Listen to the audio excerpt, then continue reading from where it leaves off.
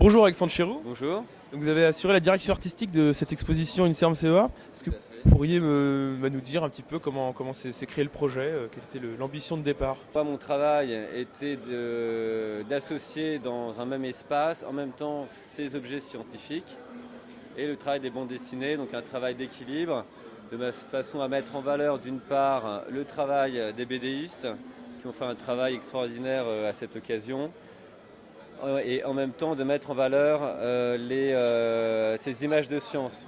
Donc c'était l'idée de pouvoir faire un zoom sur un objet et ensuite laisser un flou bichromique en correspondance chromique avec les planches de BD. Donc tout ça pour réussir à avoir un bon équilibre entre l'objet scientifique et le travail d'anticipation qui a été fait par les auteurs de bande dessinée.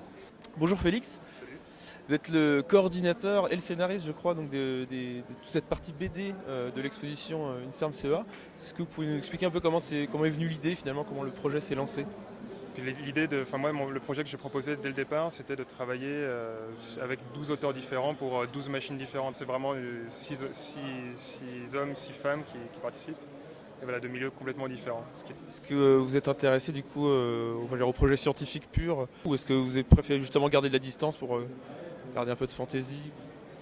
Non, il y avait beaucoup de recherches en fait qui précédaient l'écriture parce que à l'INSERM CEA, ils ont fait un énorme travail de documentation, donc j'avais beaucoup d'articles, beaucoup de vidéos.